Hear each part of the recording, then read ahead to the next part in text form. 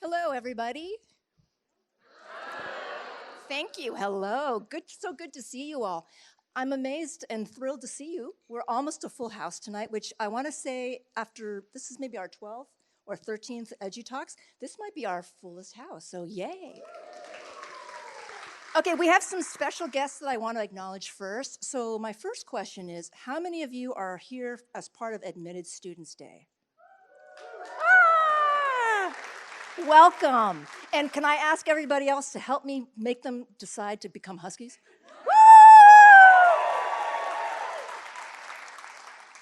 I also want to take a moment to acknowledge Toya Taylor. Wave to the people.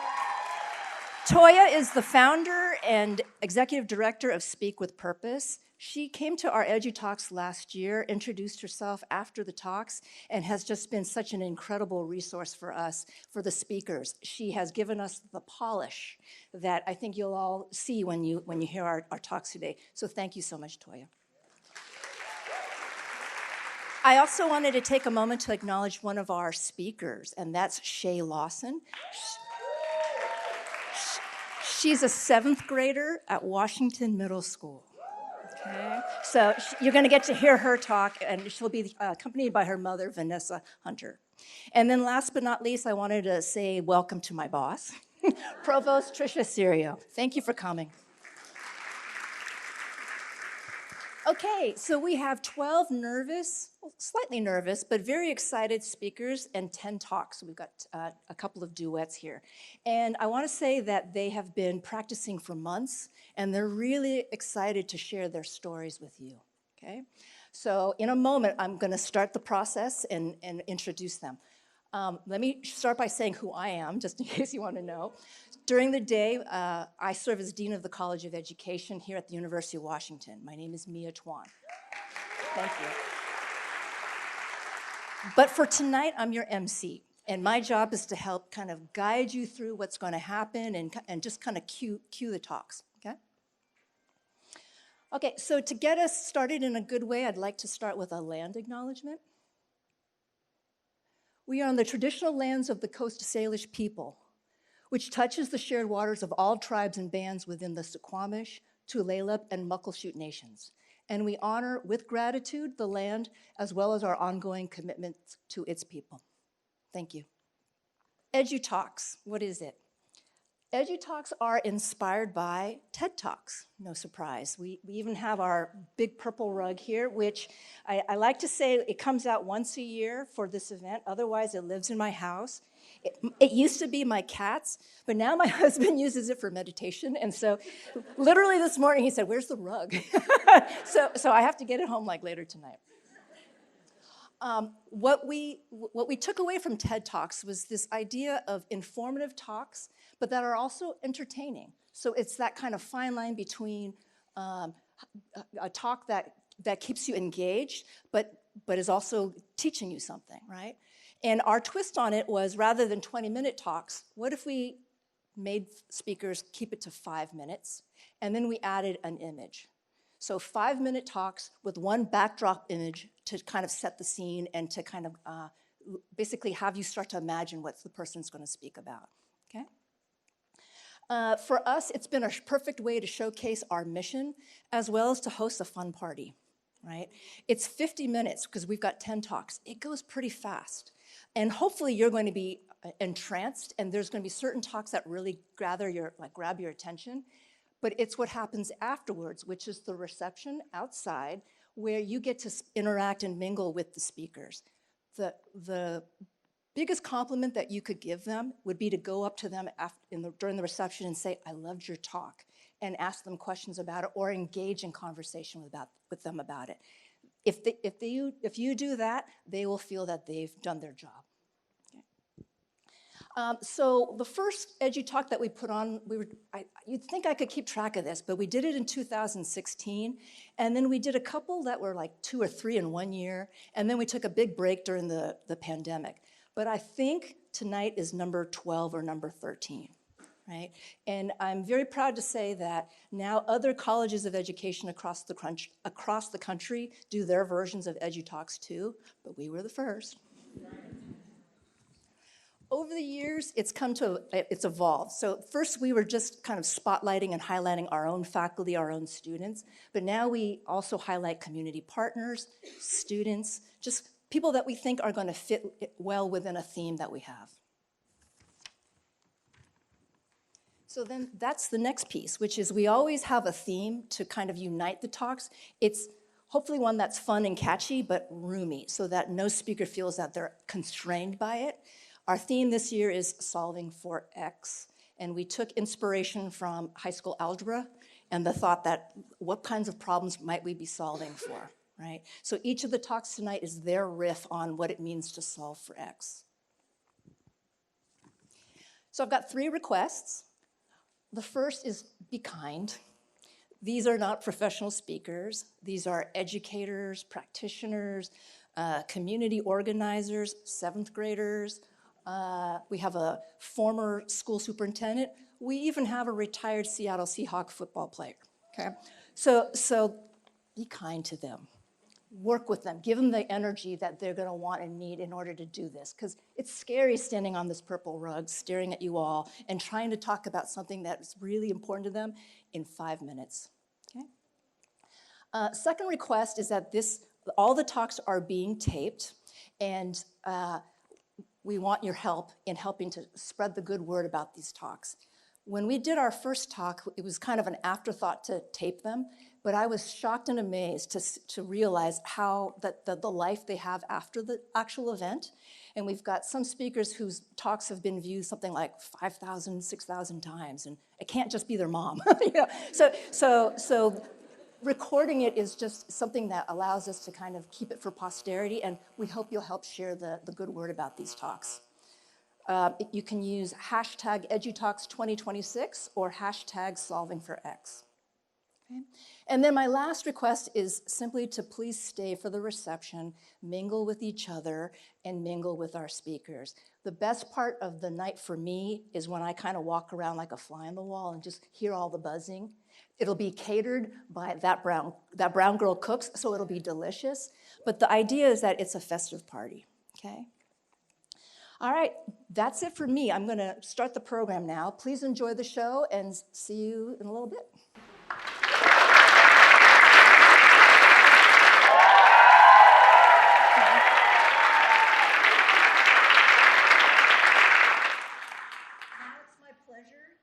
Introduce our first speaker, Jordan Taitingfong. The title of her talk is Our Children Are Whole, Centering Disability, Identity, Culture, and History.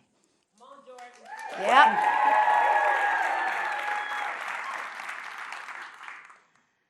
I was the same kid in 2 different schools, fully me, whole. In one, that was celebrated, and the other, I was considered behind, defiant, unfocused, a problem. I hadn't changed, but everything about the way that I was seen had. I started learning early about the intersection of race and disability. My dad is Chamorro, my mom is white. Moving from a predominantly black and brown school to an all-white one taught me that the unspoken picture of a good student was white and not disabled. Later, in grad school, my own ADHD and chronic illnesses became undeniable, and navigating racism and ableism together showed me exactly how they work together to tell us who we're allowed to be, how we're expected to behave, and when we become too much to keep. So, as an inclusive classroom teacher, I was trying to heal a part of myself. I never wanted one of my students to feel like they had to leave a part of themselves at the door to fit in our community. But I quickly learned that the road to special education is paved with racism. Many of my students, mostly black and brown, had already been pushed out of preschool, suspended, or expelled. By the time they got to kindergarten with me, their families were afraid to answer my phone calls. So in October of one school year, a mom came to pick up her son, and I hadn't met her yet or even seen her, so I chased after her down into the hallway, and when I caught up to her, she looked so defeated. And so I told her, we love having your son in our class. He's learning, he's making friends, he loves science, Kev is doing great. Parts of the day are hard, but we got a plan, we'll figure it out. And I just know it wouldn't be the same without him. And she burst into tears. And she said that no teacher had ever told her anything positive about her son. That mom was afraid to talk to me because so many teachers considered her son disposable. That's what the system had taught her to expect. But here's what I know instead. Children are not disposable. Children are not incomplete people. Children arrive whole with identity and culture and relationships and a future. And too often, the only story that we hand a disabled child is a clinical one. An IEP, a diagnosis, a file. And when it isn't clinical, it's silence. Silence from so many non-disabled adults afraid to talk about disability, afraid of saying anything at all.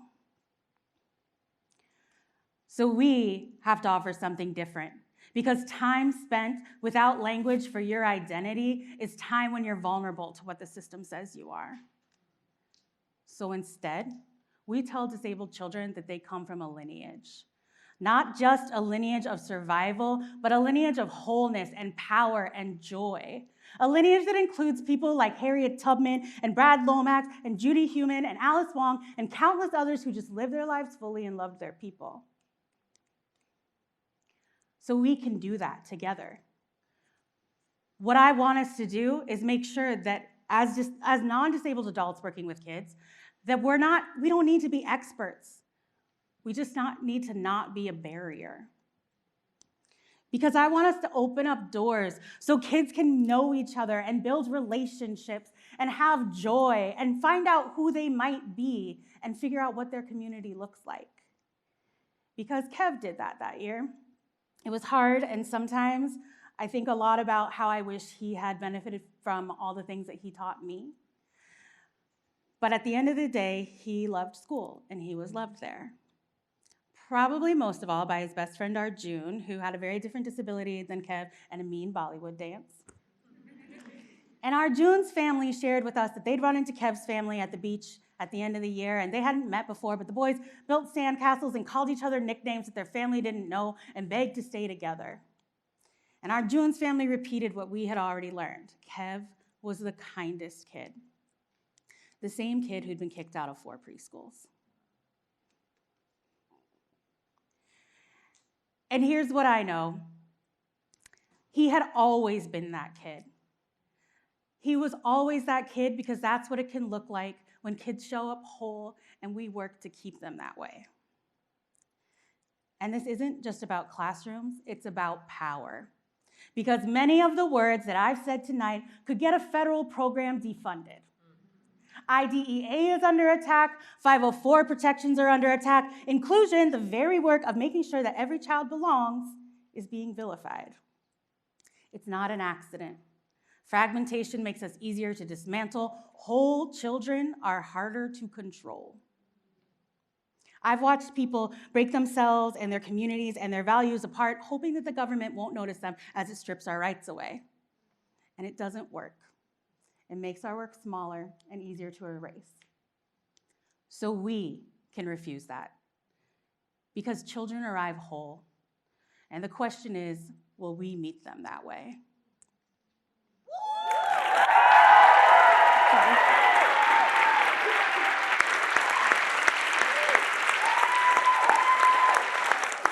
Thank you, Jordan.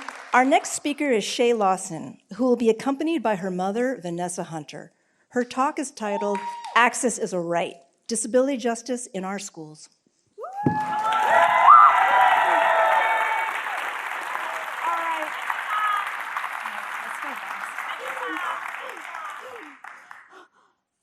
Hi guys. My name is Shay Lawson. I'm a 7th grader at Washington Middle School, and today I want to share with you all my message to the President of the United States.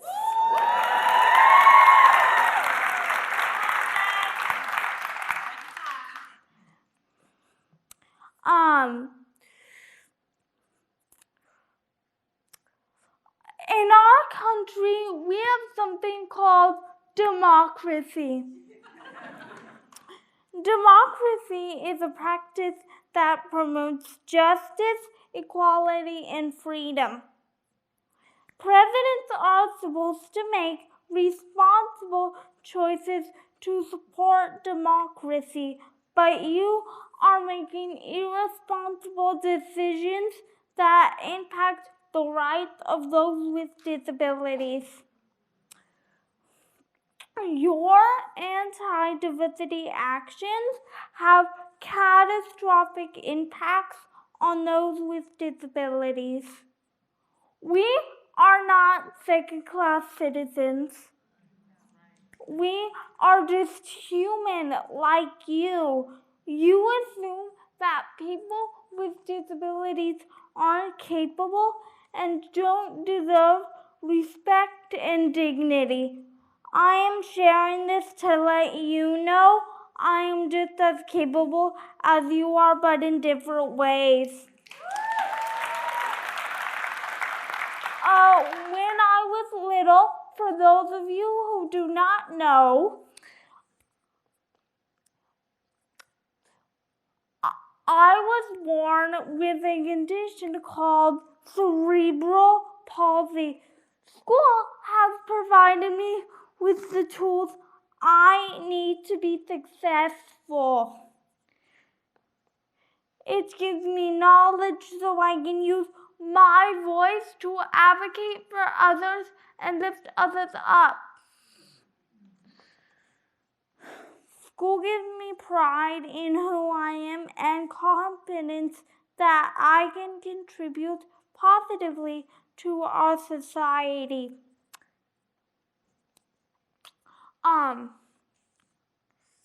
Your decision to dismantle the Department of Education is concerning because it impacts the rights of those with disabilities to an appropriate education.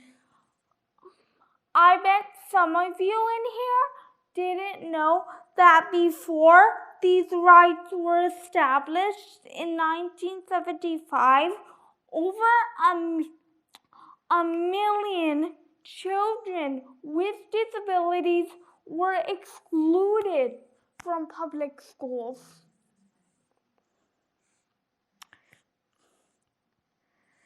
These changes will not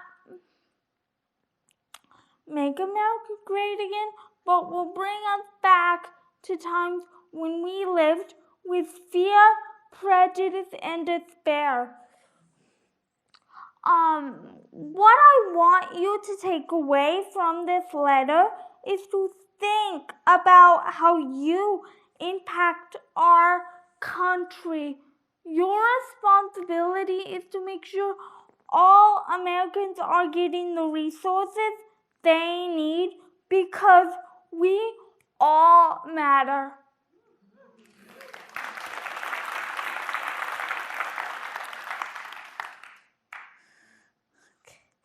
Mr. President, my disability is what makes me special because I get to see things other people cannot see. Getting an education gives people with disabilities a chance to bring a different perspective and open people's hearts and minds. As the famous South African president Nelson Mandela once said, education is the most powerful weapon you can use to change the world. Please do not exclude me from my chance to change the world. Thank you for listening today.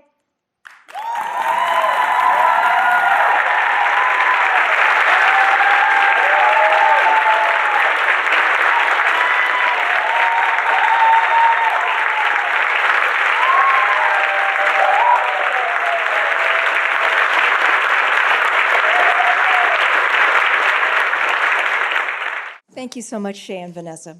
Our next speaker is Candace Eckert, and the title of her talk is Too small for their desks, too big for wonder.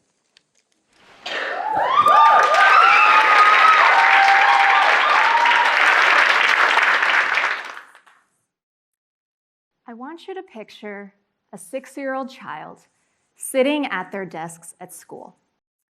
Their feet are swinging back and forth, their hands just want to touch something, and their brains just want to explore.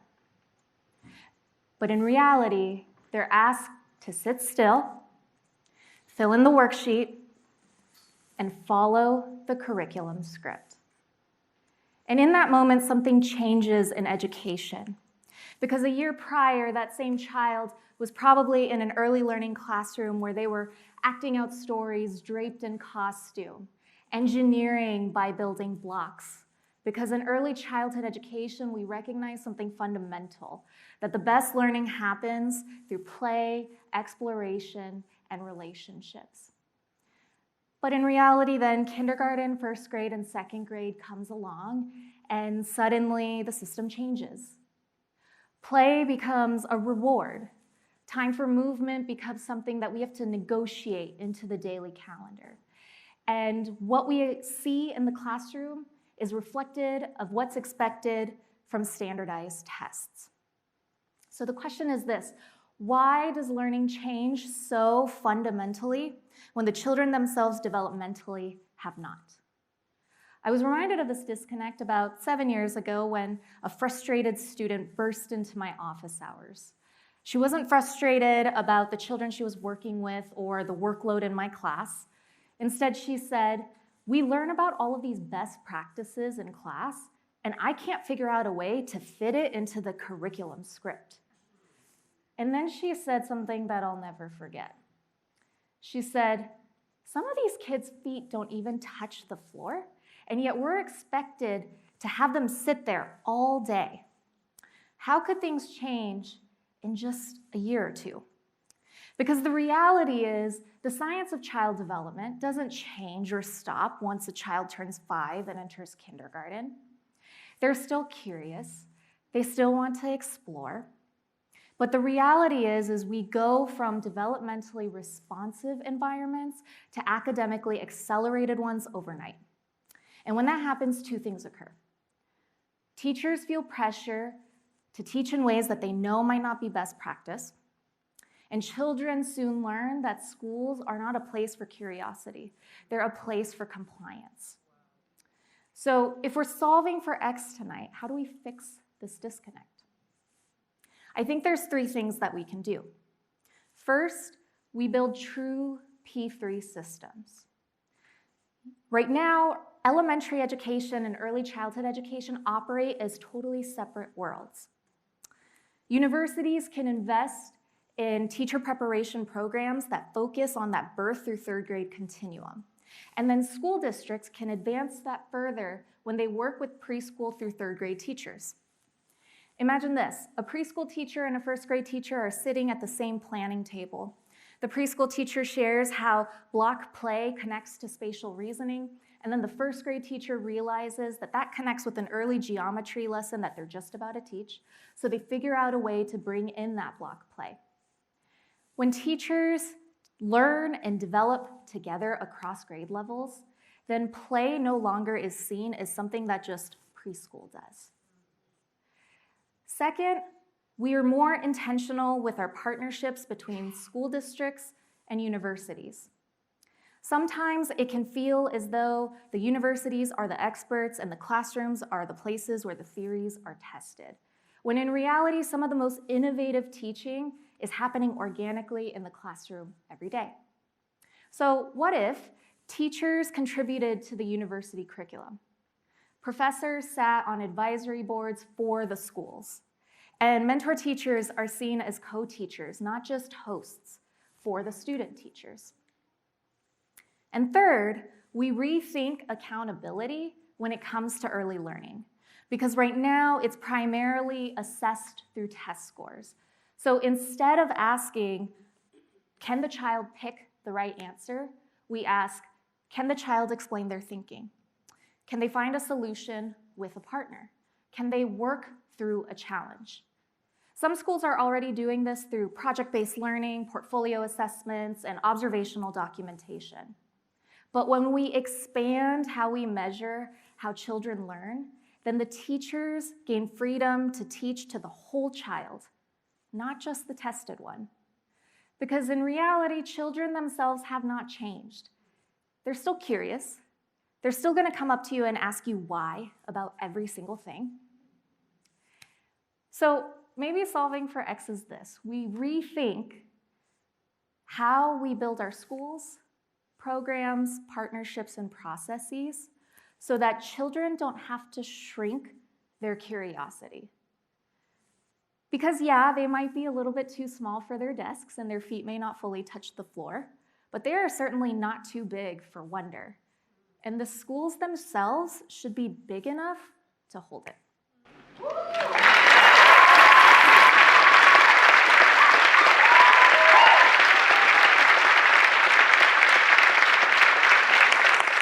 Thank you, Candace.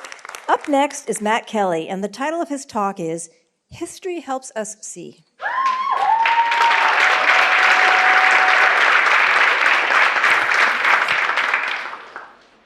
Look closely at the image behind you and zero in on its parts. What is it? It's candy. I'm a historian of education, which means I work with things like these candies, small pieces that accumulate. We gather fragments and details from the overlooked to the extraordinary, and from those we build understanding. In my own work, the pieces are considerably less appealing than brightly wrapped candies. Tax documents, bank ledgers, school funding formulas. But here's what I've learned. When we arrange even these mundane pieces in new ways, we can change what we see. And so one of the ways that we do this as historians, we arrange these pieces to tell stories. So in my own work, that's meant articles, a book. It's also meant bringing my training into the courtroom, helping courts see how laws passed today can violate obligations that were written into state constitutions more than a century ago. The obligations were always there. The words never changed. We just needed to know how to see them. History doesn't just tell us what happened, it changes how we see what's right in front of us. It gives us context, and context is everything. So let me give you some more context about me and then this image. In addition to being a historian of education, I'm also a former public school teacher, and I'm a gay man. And I spend a lot of time, especially lately, thinking about silence. And history's trained me to hear silence in the archives. Teaching has trained me to really feel it in the classroom. And we live in a moment where certain stories are becoming harder to tell. And that's creating silences that begin to take on a familiar shape. So to give one example among so many that we could choose in our current moment, we could think about the silence being demanded of LGBTQ teachers and students and scholars of gender and sexuality. And that's a silence that doesn't come from nowhere, as a lineage. We could think of the Johns Committee in Florida in the 1950s that hunted down and destroyed the lives of LGBTQ teachers and students in Florida. We could think about the Briggs Initiative in the 1970s that would have fired public school teachers for simply expressing support for the LGBTQ community. And we could think of the 1980s. Queer people are dying from complications of AIDS and complications of silence. The White House press secretary laughs about it. The president won't use the word AIDS publicly for years. Group of activists form an organization called ACT UP. They understand the stakes. They fought. They gave us 3 words. Silence equals death. Now more context. What you're looking at is not candy. It's never been candy. It's art. It's a portrait. It's called Untitled Portrait of Ross in LA. It was created by Felix Gonzalez Torres in 1991. That candy altogether weighs 175 pounds. And that's the ideal body weight of Ross Laycock. This is the man who Felix loved. It's his partner who passed away from complications of AIDS and silence in 1991. Museum visitors are invited to take a piece, to watch that pile diminish and a body waste away, participate in it. But then this is crucial. The museum replenishes it, and they bring Ross back. So you carry him with you, this piece of sweetness in your pocket, and it's a piece of someone who's passed away, but remarkably remains. Felix passed away 5 years after he created this portrait of Ross, also from complications of AIDS and silence. This is the work history asks of us, to turn silence into presence, to confront the loss, but hold the love, to feel our own hands reaching and recognize how we're both witness and participant. Do you see this image differently now? That's the power of history. Context doesn't just inform, it transforms. It's the difference between a body and a pile, between silence and a name. I invite you to look at that image one last time and really sit with it. Context has changed what you see. It's turned candy into flesh, and all of those pieces into a life. And it's not candy anymore. It's Ross, and it's Felix, and they're still here. Thank you. Thank you, Matt. Next, we have Oscar Olvera Estivia, here to talk about the 3 kinds of lies: lies, damned lies, and the questions we don't ask.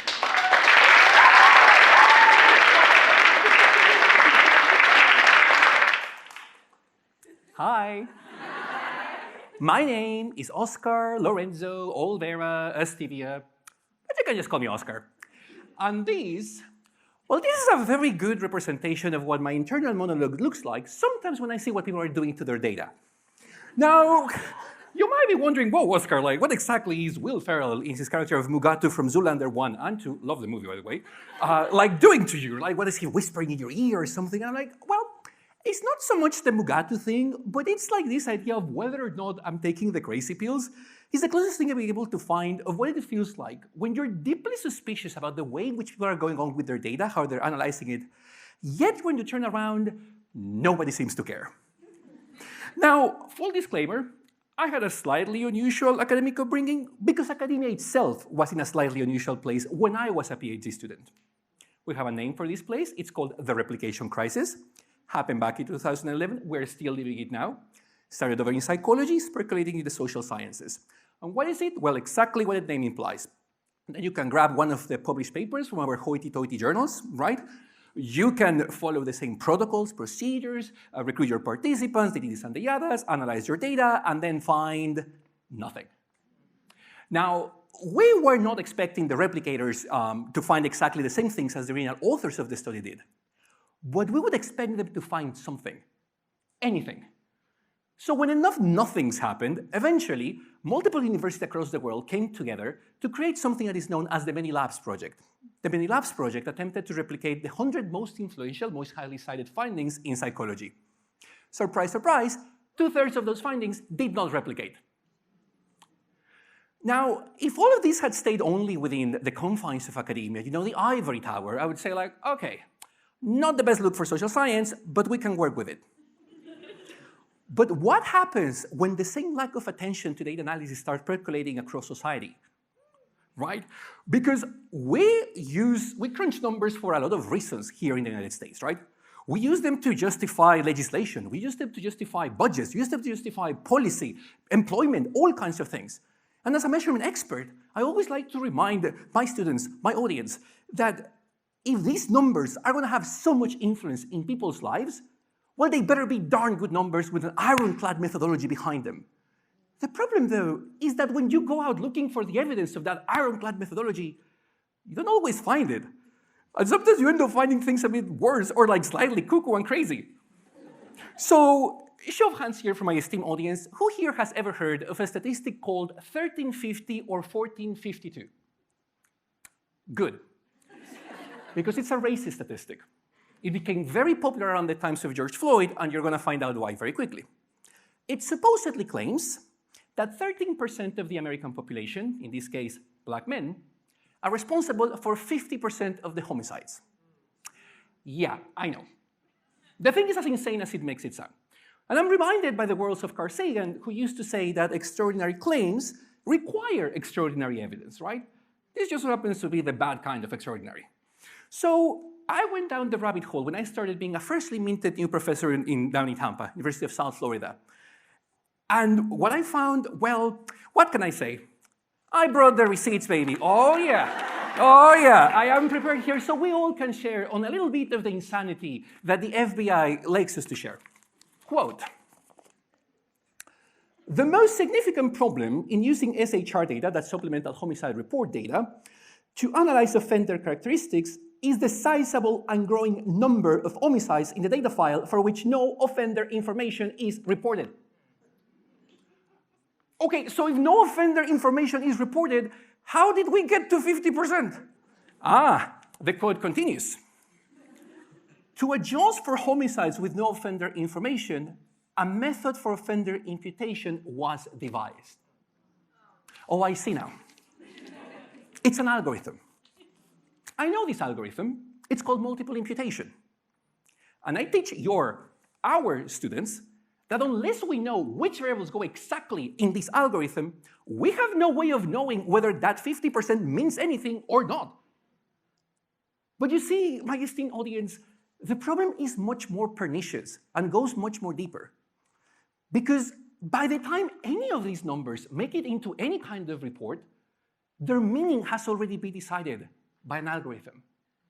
We as a society have been living in algorithmic mediated meanings for quite some time, let me tell you. And this is kind of a little bit of a problem, because when we engage in this kind of relinquishing the intellectual responsibility of what we're doing, these numbers are no longer calculations only. They become definitions. They define the things that we can claim and that we cannot claim about the phenomena that we study. We cannot study the things that we cannot define. So in order for us to solve for X, we first need to define what is X. All right.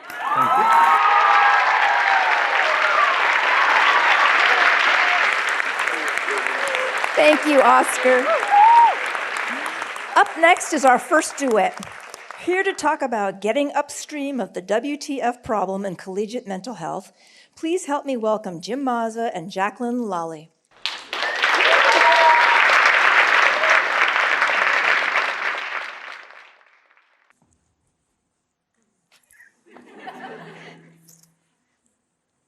I would like to ask you a question as we begin about how many of you know somebody that you love, care for, a friend that has mental health difficulties?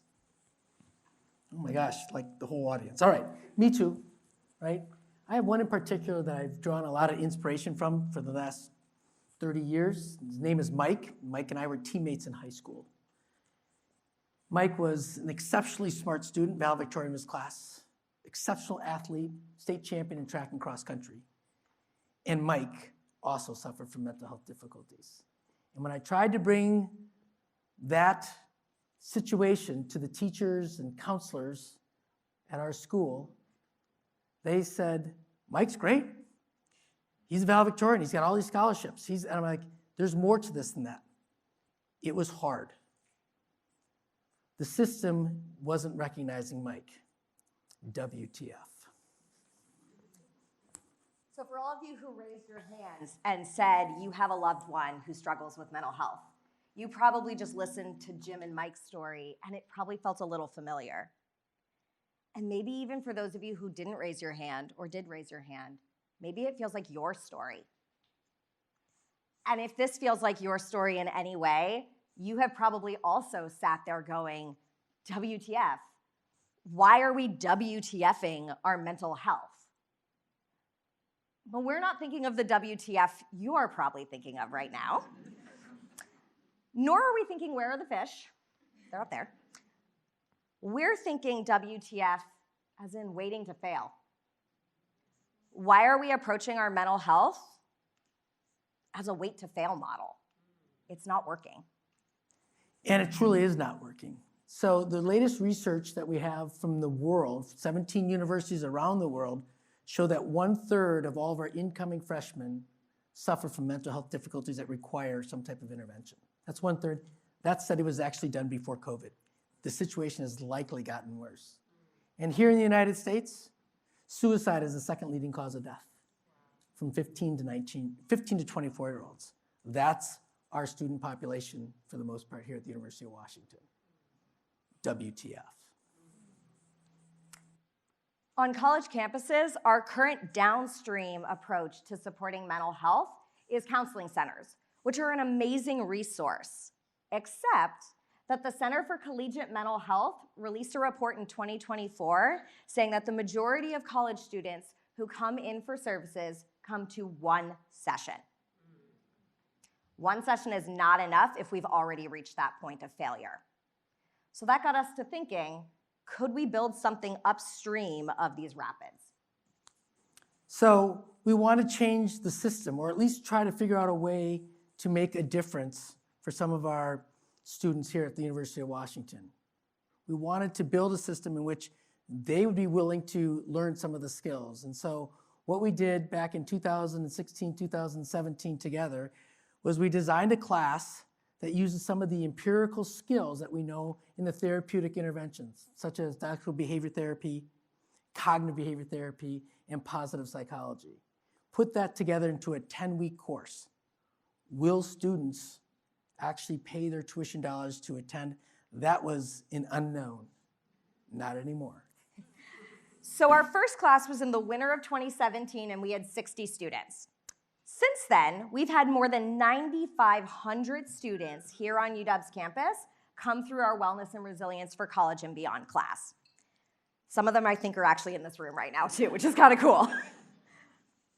What we hear from students again and again, and we see in their data, is that after this class, they feel an increased sense of belongingness here on campus, in particular for our international students.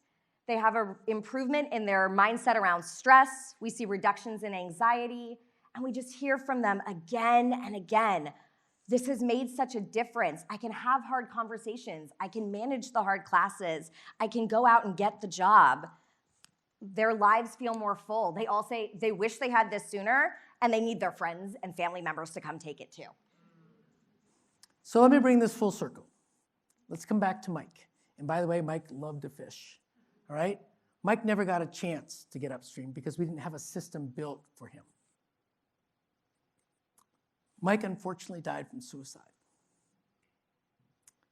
So the development of these classes becomes really important to give our young students, young adults, the skills to be able to get back upstream, to build and create the opportunity for them to manage some of the skills, to manage some of their emotions with the skills that they learned from the class, to create a catch and release sustainable way for them to get back to their own lives. So in some ways, a fish ladder to get back to what they want to do. And so please join us after this to talk about how do we build more fish ladders, not only here in Washington, across the country, and how do we sustain the ones that we have built. And we could talk about fish stories too. With that, thank you.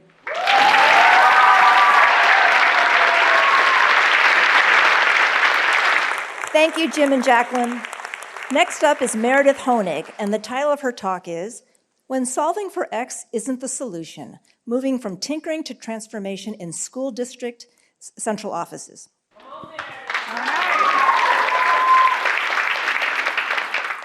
What if solving for X isn't the solution, and it's actually part of the problem?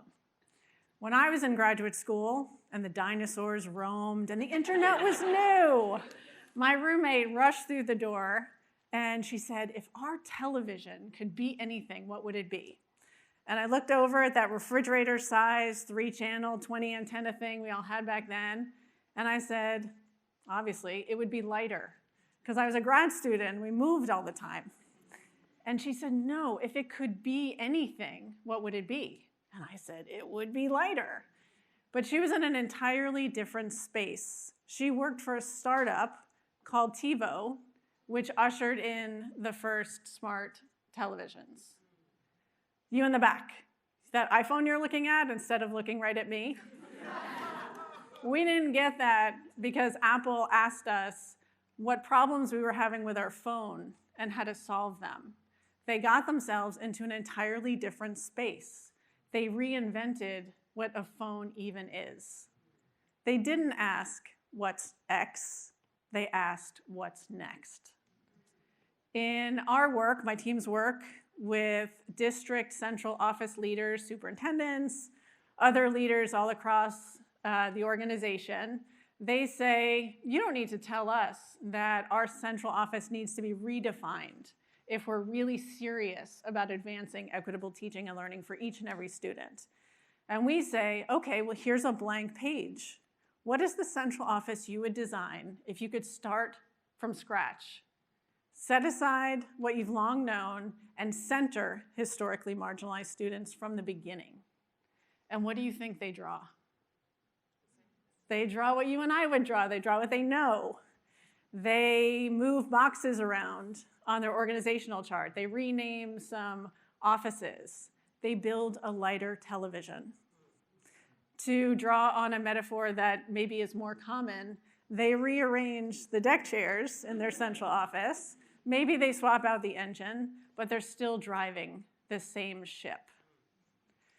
In our work, we call this tinkering, not transformation. When we tinker, we start with what we know, and we try to make it better, smarter, faster.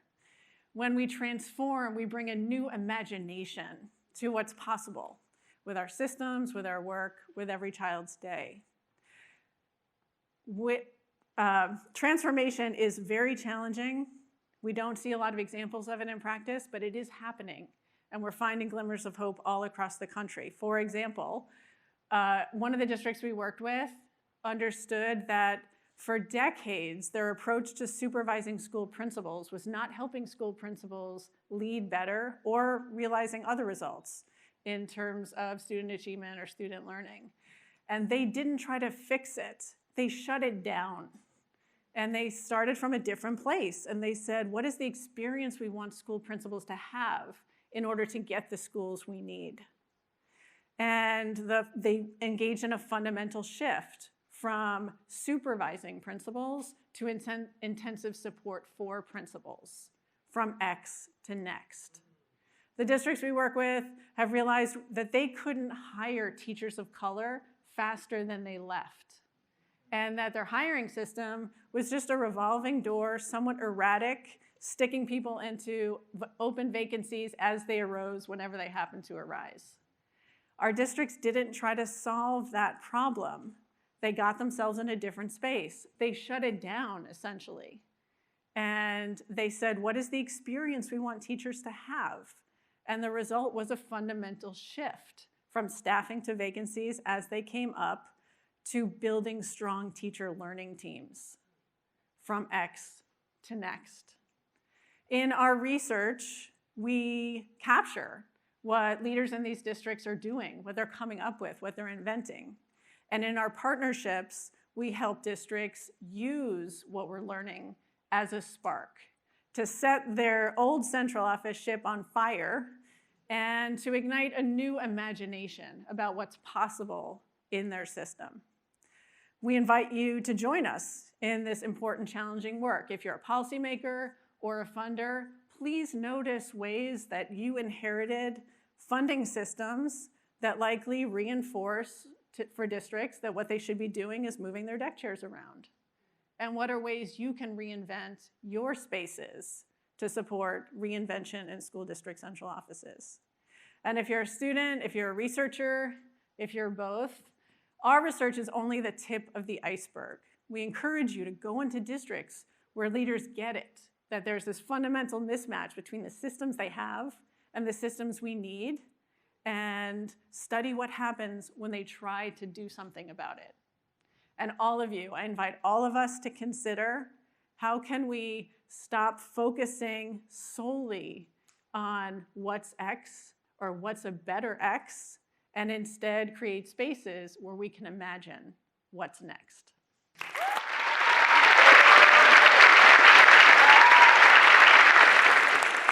Thank you, Meredith. Up next is our second duet of the evening. Please Please welcome Liz Huizar and Gio Yang, who are here to talk about solving for education silos.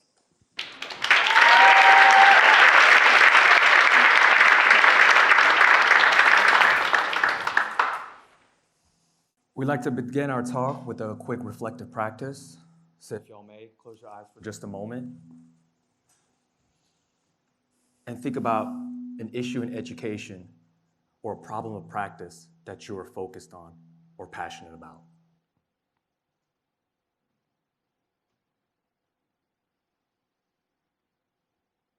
If y'all have that reflection in mind, go ahead and open your eyes. Some folks here in the audience might have thought of issues such as safety in our school communities, discipline in our classroom, resourcing of our youth and educators, or perhaps funding of our school systems. As y'all engage with our talk today, we want y'all to hold on to that particular reflection. Because at the Southeast Seattle Education Coalition, we too are navigating many of those same issues.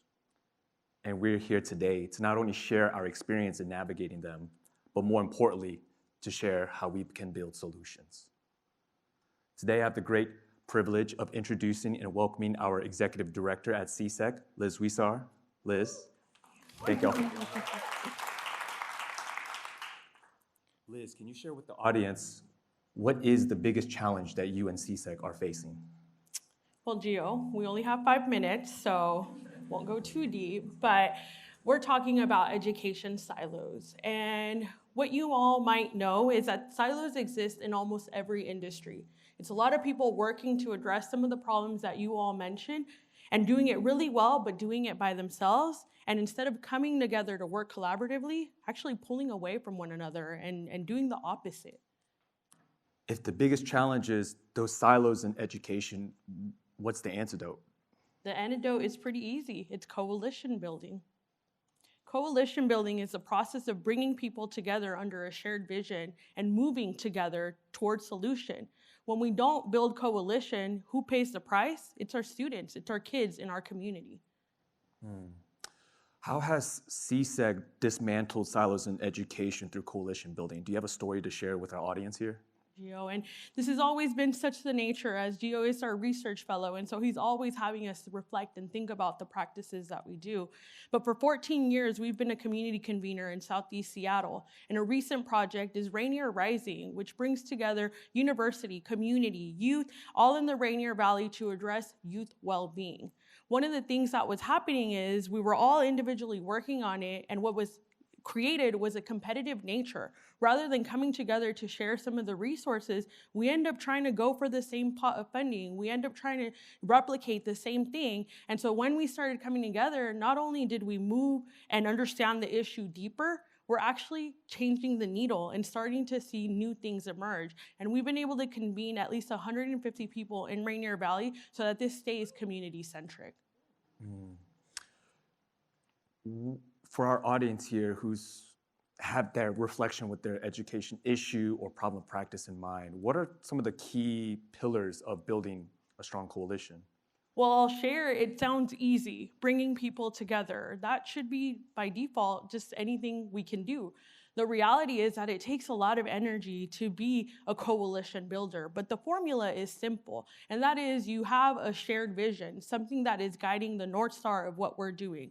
You communicate frequently and effectively. You will have to share the story multiple times, and you will have to bring people and ensure that everybody knows what they're adding is of value. There's not one idea that isn't valuable, it's rather how do we make sense of it, just like our graphic shows in the back, that it can come together and move us together. And the last part is you have to be consistent. Even when it feels like there's no solution to this, you keep showing up and you keep moving towards making this role better for our kids. You know, Liz, the story and history of CSEC that you shared with us, the formula of building coalition really reminds me of that old saying of that it takes a village to raise our children. And Liz previewed the picture for us behind us. That was directly inspired by our coalition. And what it does is it reflects CSEC's focus on not solving for, but rather solving with community.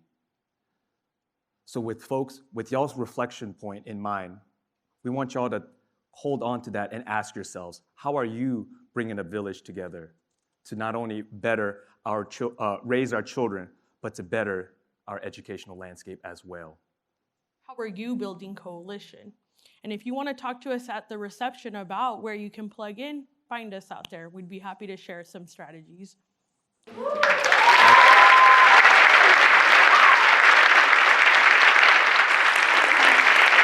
Thank you, Liz and Gio. Next up is Susan Enfield, and the title of her talk is Known by Name, Strength, and Need.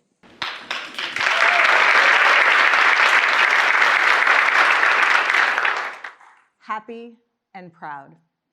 At the Center for Educational Leadership here at the college, we like to center the student experience in the work we do with leaders in districts across the country. And so we've asked students, what do you want your experience at school to feel like? And the resounding answer is we want to feel happy and proud. And who among us doesn't want to feel that way in our workplace or our learning environment? But the reality is, for our students to feel that way, they first have to be seen and known. When I began my career as a high school teacher, I made a promise every year to my students that by the end of that first week, on the first day, I would know all of their names. And my reason behind this was that it felt so hypocritical for me to ask these young people to come into my classroom every day and respect me if I didn't give them the most fundamental form of respect, which is to know them by name. So fast forward, I find myself in the very fortunate position, most days, of being the superintendent in Highline Public Schools here in Washington. And at the time, we had the opportunity to craft a new strategic plan in partnership with our community. And so we made the decision not to create a mission or vision statement. Because in my experience, those statements can quickly devolve into being little more than platitudes. As I said, I was an English teacher. I think words matter. And so we made a promise, because a promise implies action. And the Highline promise is to know every student by name, strength, and need, so they graduate prepared for the future they choose. This promise became the DNA of our school system. It drove our decision-making. It guided our resource allocation. And over time, it actually became our working definition of equity. There's a word. It's a word that's used a lot these days, and often misconstrued, misinterpreted, misunderstood. And many people have many definitions for it. But in all of my experience in education over the past few decades, the most profound definition of equity I have found is in that Highline promise. Because every parent, no parent or family member, frankly, wants to think that their child, when they show up at school, are nothing more than a demographic statistic or a test score. They want to be confident when they send their child into our schools that their child walks into a school where they are known by name, a name pronounced correctly with respect and love, that they're known by strength because every student comes to us with gifts. And as educators, it's our job to help them find those, and in doing so, build their resilience and their confidence to achieve great things. And finally, by need, be that academic, social, emotional, all of our students need something from our schools. I have yet to meet anywhere a parent or family member who doesn't want that for their child. Words matter. Being known matters. So why do I think this, the Highline Promise, matters right now in this moment where we are? Is because words are being weaponized and public education is being politicized like never before. And the result is that too many parents, families, young people do not see themselves in our public schools. And I believe each of them is deserving of seeing themselves represented in the work of their school and their school district, in the words that we use to describe our priorities, our goals. They should see themselves in that. Words matter. And knowing every student by name, strength, and need at the end of the day is far more than a promise. It is actually the fundamental starting point for creating truly equitable school systems, guaranteeing that every child in this country has an equal share in the promise of public education. Thank you. Thank you, Susan. And finally, to close us out, we're going to hear a talk about how X equals love, a leadership discipline. Please join me in welcoming Doug Baldwin, Jr.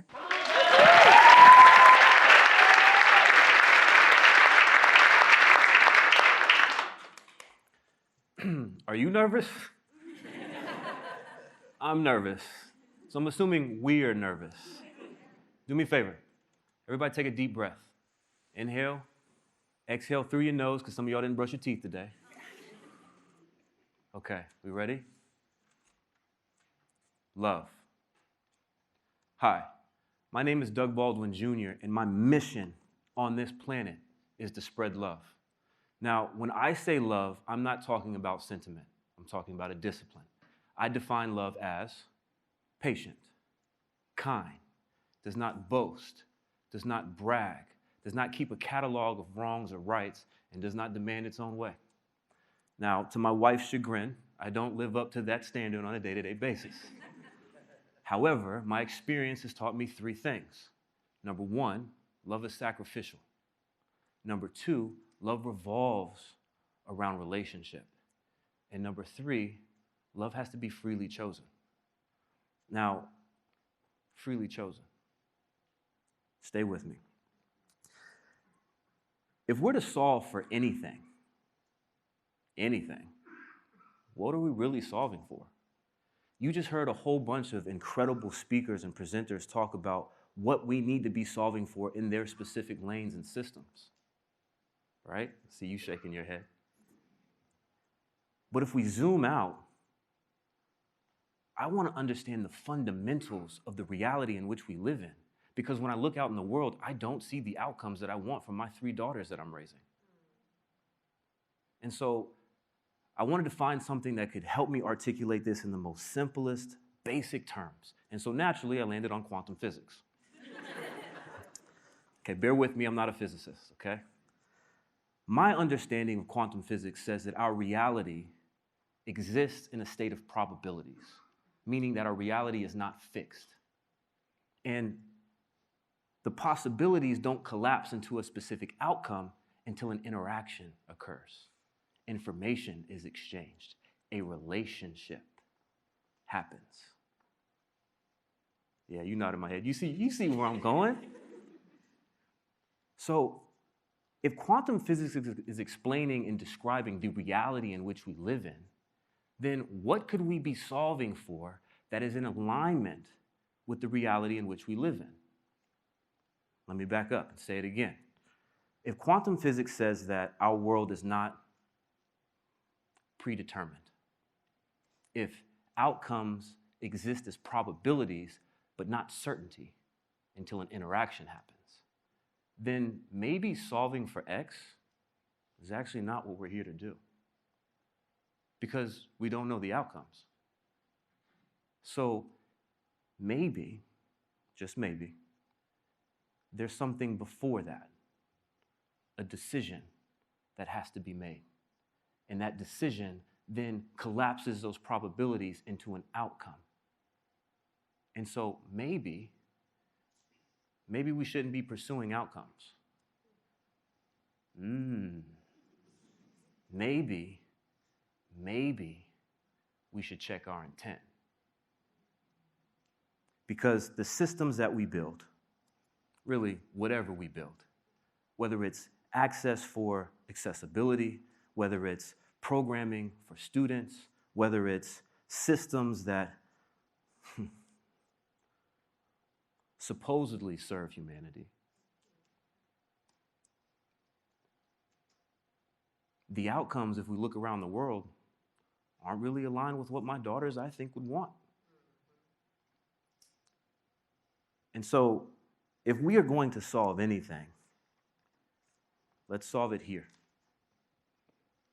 Let's solve it in here. Let's solve it in here. Let's solve it in here. I'm going to take some liberties. They gave me 5 minutes, but I'm the last speaker. I want to do something for you real quick, okay? Mia, we good? You okay, Mia? Okay. Mia knew when she asked me to do this, like she's getting me, so, you know, y'all are getting me, so bear with me.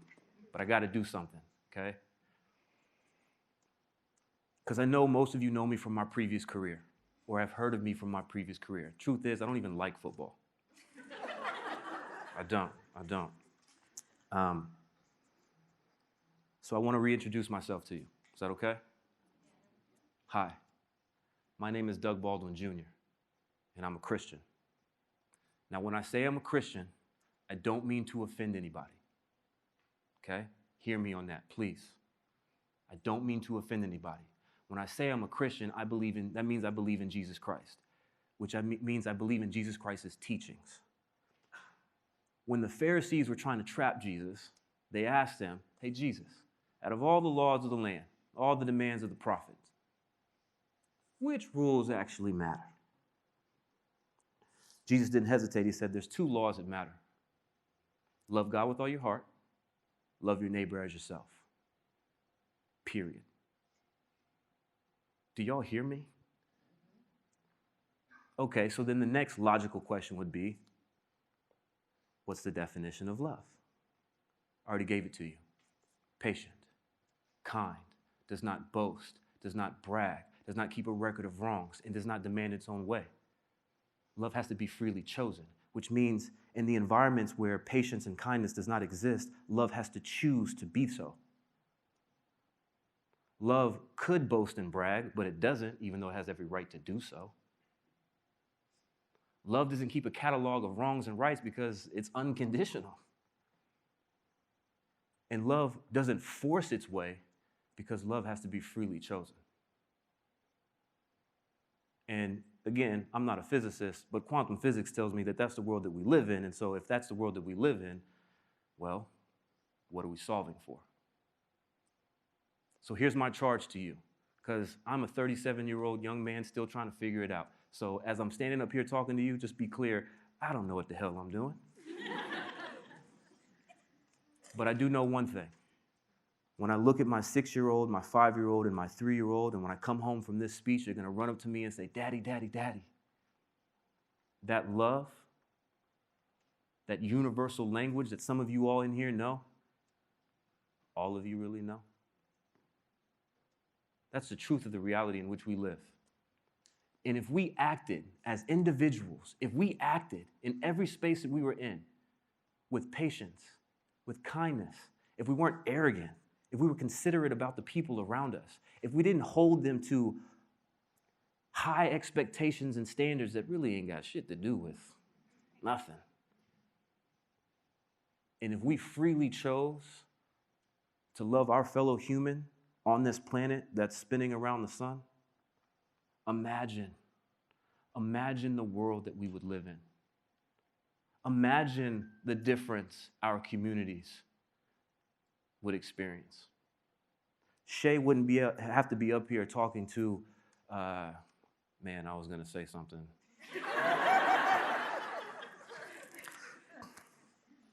But I'm going to respect the position. Shay wouldn't feel compelled to sit up here and talk about the needs of our communities to a person who doesn't seem to connect with what the true tenets of love are. And so if I'm going to use my 5 minutes and extra time here, I'm going to encourage you all to do one thing. When you leave these doors, and let me back up. Let me just say this one thing. You're not going to get it right all the time. Okay? Trust me. My wife tells me every day. You're not going to get it right every time. But here's what I do know. If you try your best with the intent to love your neighbor as yourself, I'm not saying you're going to win every Super Bowl, but you give yourself a chance to win. You give yourself a chance to win. And if we look outside of our world today, Jesus, we need a chance to win. We need a chance to win. We need a chance to win. And guess what? I believe it starts in this room.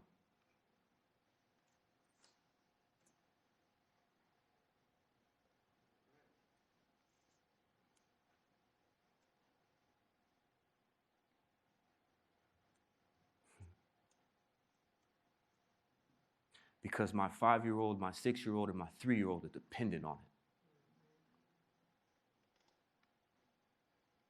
So I'm not asking you to solve any problems. I'm not.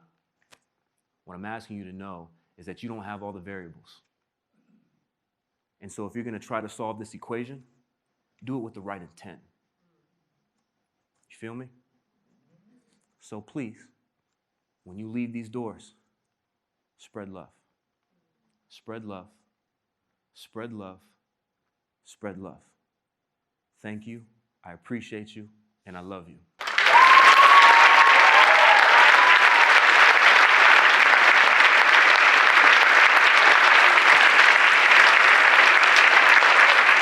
Wow. All right, that's a wrap. Did you have a good time?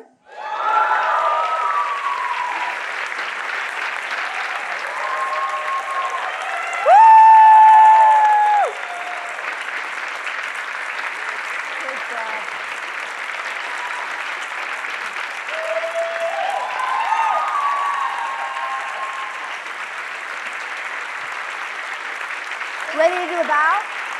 1, 2, 3, bow.